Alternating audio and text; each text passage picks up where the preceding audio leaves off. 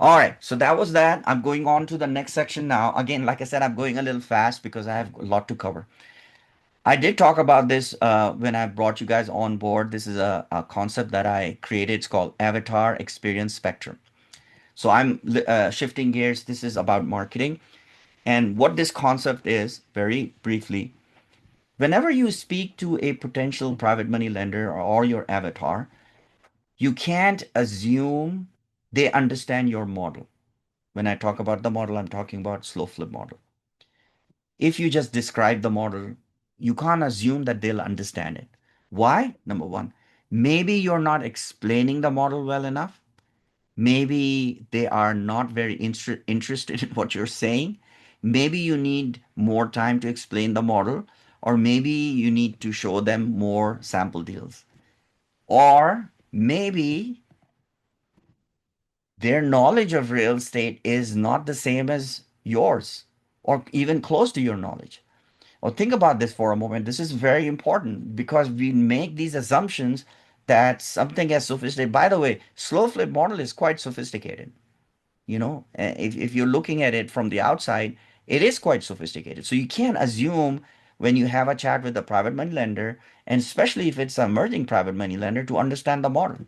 So I've created this model. So the solution is I've devised uh, avatar experience spectrum, which allows, number one, for you to figure out how far off your potential private money lender is in understanding the slow flip model. Then it guides you carefully to educate your private money lender through a spectrum of models to close the gap in real estate investment model. And I'll explain it. It's not very complicated. I'm just trying to describe it. And finally, once you are sure they understand the slow flip model, then present the pitch deck, and that will help you. So this is, I'm going to show you more representation. This is the first one. Um, I just want you to focus on the colors.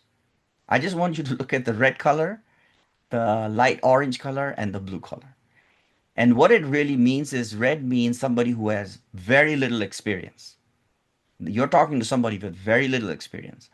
The light orange color is with somebody with some experience, and then the blue is an area that is reasonably good experience. So I call that low AVS, medium AVS, and a high AVS. All right. So AES is a visually, it shows the knowledge base of your potential PML. Again, this is for internal use. Do not share it with your potential private money lender. Okay. The numbers progresses from negative with no real estate experience. Literally, it's a negative number to a positive territory to for a more experienced investment. All right. Again, forget about the numbers. Don't worry about the numbers at this point. Again, the colors is what I want you to focus. Red, orange, and blue. So if somebody is in -50 and you are at 100, the 100 represents the slow flip model. So you have to understand how much work you have to do in educating them where they are to before you start telling them about the slow flip model. All right. So there is no hard science to this method. It is simply a way to figure out how far off your potential private money lender is understanding your model.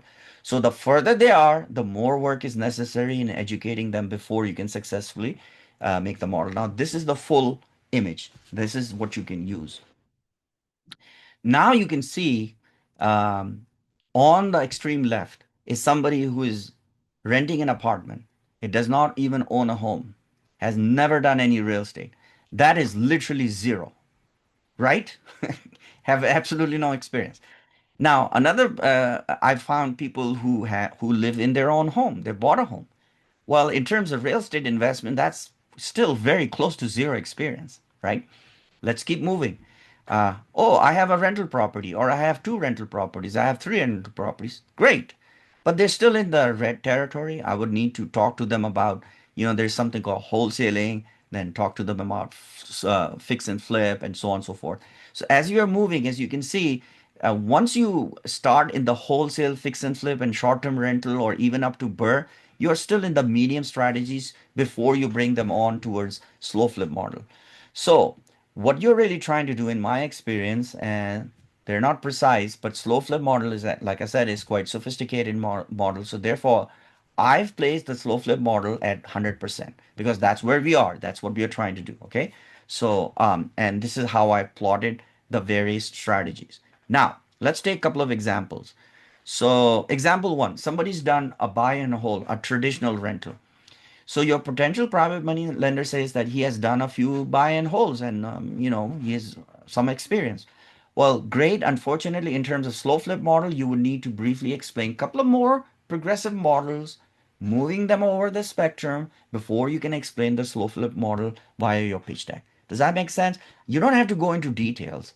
Very briefly, since you've done like in this case, you would talk to them and say, well, you know that you have a tenant and they're paying your rent, but you're responsible for repairs, right? Okay, there's another way of investing where you live in the house and you upgrade the house and then you sell the house later on, right? So it's called house hacking. And then there's something called wholesaling. And again, you're just describing in two sentences, right? So in their mind, you're moving them over the spectrum. You see what I'm saying? It's pretty interesting. You would see the aha moments in their eyes once you actually explain the slow flip model. I actually did this with a investor. It's in my pitch recordings. I'll tell you which one in a moment.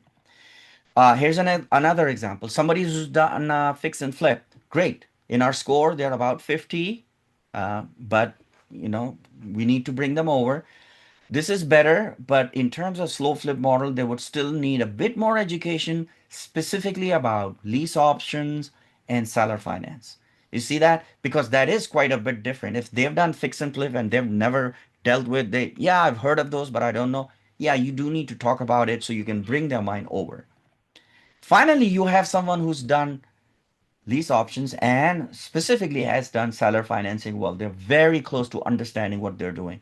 I would still get as much information and figure out how they structured their seller financing so you're absolutely sure that they can understand once you start talking about it.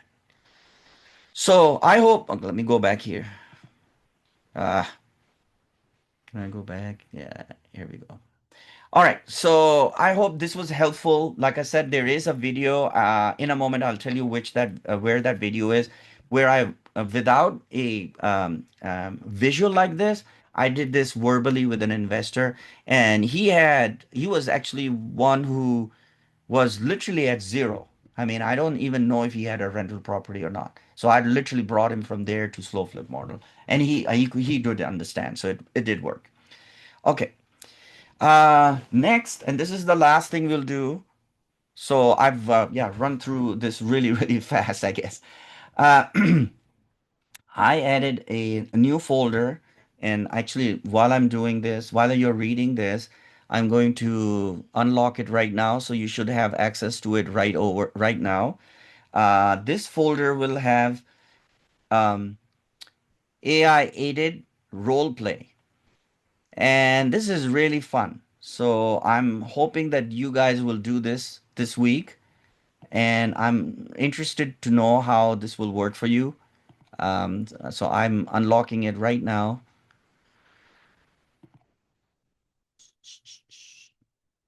There you go. So it's unlocked now. And there are two models. So what is this?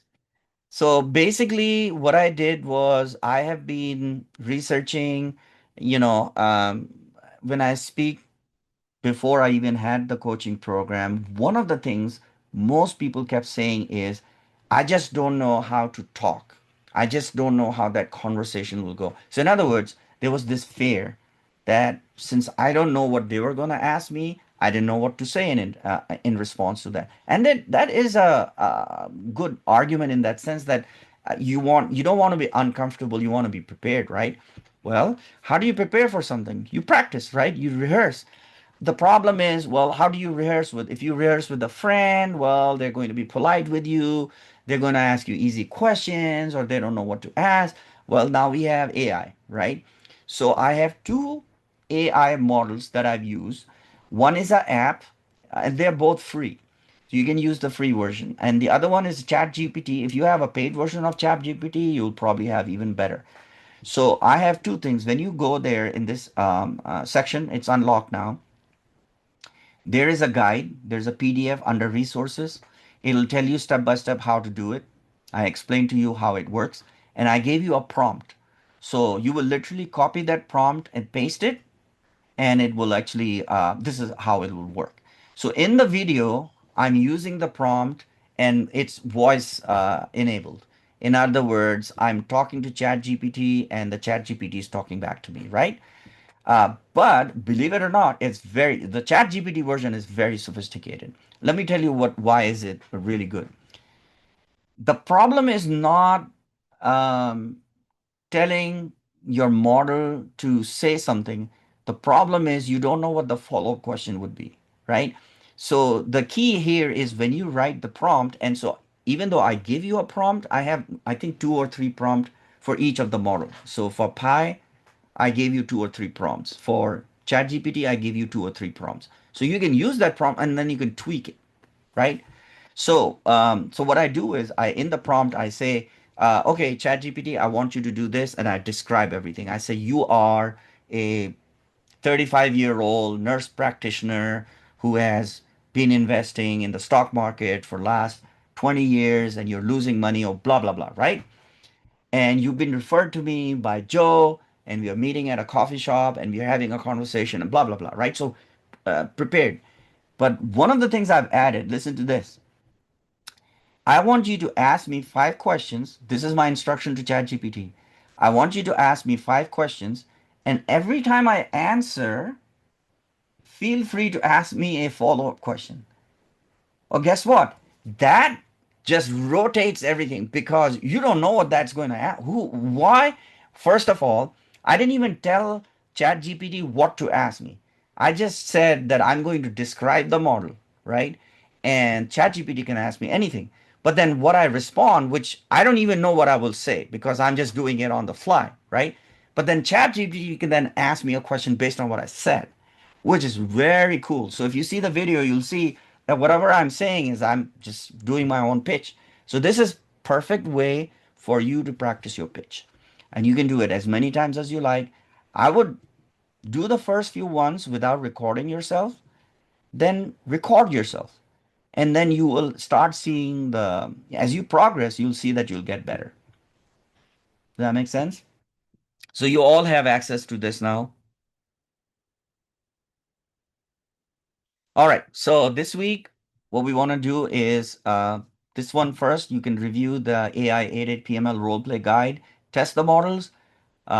If you like, feel free to record yourself. If you think you did really good, record yourself and post it in school. I like to see it. How did it go? Because it'll feel good. I'm telling you, it feels so good because it's the confidence you're looking for. Once you have the confidence, then all you're doing is now just talking to a real person. So review the slides for this session. Write down your questions for the question and answer session on Saturday. Keep reading the book. If you're done with the book, that's even better. Share something that you learned from the book in the school um, community. And that's basically it from this side, which means I went so fast. I wasn't planning on going that fast, but I kind of rushed through this.